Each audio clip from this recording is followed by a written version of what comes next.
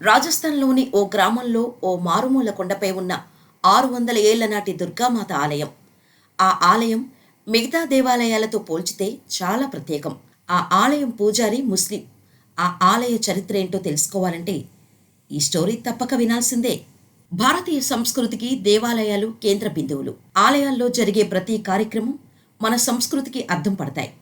ఇక దేవి లేదా దేవత ఆలయాలకు మరింత ప్రత్యేక స్థానం ఉంటుంది. నవరాత్రుల్లో దుర్గామాత ఆలయాల్లో మత విశ్వాసాలు వెల్లువిరుస్తున్నాయి.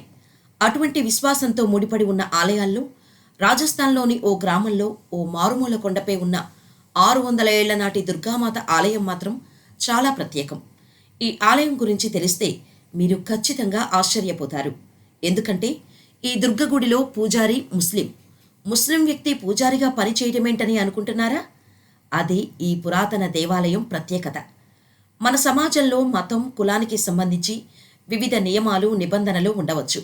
అయినప్పటికీ కొంతమంది దీనికి భిన్నంగా నిలబడి ఒక ప్రత్యేకమైన ఉదాహరణగా నిలుస్తారు. మత సామరస్యం, మాతృదేవత పట్ల భక్తితో ముడిపడి ఉన్న అలాంటి ఆలయం ఒకటి తెరపైకి వచ్చింది. దుర్గా ఆలయంలో ముస్లిం పూజారి మాతృదేవతను పూజిస్తారు. ఆ ముస్లిం పూజారి గొప్ప దేవి భక్తుడు కూడా. తరతరాలుగా ముస్లింలే పూజారులు. ఇక వివరాల్లోకి వెళ్తే జోధ్పూర్ జిల్లాలోని అటవీ ప్రాంతమైన జోపాల్గోర్లో బగోరియా అనే గ్రామం ఉంది. ఈ గ్రామంలోని ఎత్తైన కొండలపై ఉన్న పురాతన దుర్గా ఆలయం ఉంది.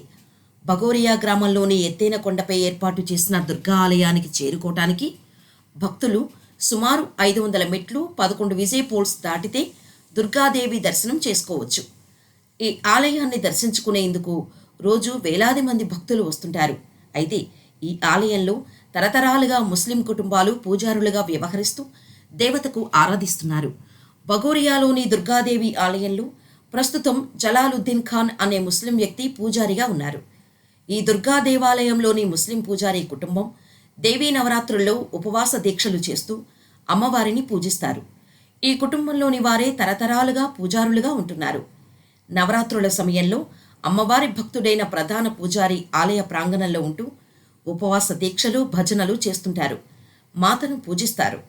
వందల సంవత్సరాల క్రితం సింధ్ ప్రావిన్స్లో తీవ్రమైన కరువు వచ్చింది. దీంతో ఆ ప్రాంతంలో నివసించే జలాలుద్దీన్ ఖాన్ పూర్వీకులు మరో ప్రాంతానికి వలస వెళ్లాలని భావించారు. ఈ క్రమంలో అతని పూర్వీకులు ఒంటెల కాన్వాయితో మాల్వాకు చేరుకున్నారట. అయితే దారిలో కొన్ని ఒంటెలు అస్వస్థతకు గురయ్యాయి. ఈ క్రమంలో తన పూర్వీకులకు రాత్రిపూట కలలో దేవి కనిపించి సమీపంలోని మెట్ల బావిలో ఉన్న దేవి విగ్రహాన్ని బయటకు తీసి అందులోని నీటిని ఒంటెలకు తాగిస్తే వాటి రోగం తగ్గుతుందని ఆకాశవాణి చెప్పిందట. ఆ దేవత చెప్పినట్టుగా జమాలుద్దీన్ ఖాన్ పూర్వీకులు చేశారట. దీంతో ఒంటెల రోగం పూర్తిగా నయమైందని మన జీవితంలో జరిగిన ఓ అద్భుతంగా జలాలుద్దీన్ ఖాన్ అభివర్ణించారు. ఈ అద్భుతాన్ని చూసిన ఖాన్ పూర్వీకులు ఈ గ్రామంలో ఉండాలని నిర్ణయించుకుంది. అప్పటి నుంచి వారు ఇక్కడ స్థిరపడి మాతృదేవతను పూజించటం ప్రారంభించారు. జలాలుద్దీన్ ఖాన్ కుటుంబ సభ్యులు తరతరాలు ఈ సంప్రదాయాన్ని కొనసాగిస్తున్నారు. ఈ రోజు వరకు కూడా ఈ ఆలయంలో ముస్లింలే పూజారులుగా మారారు.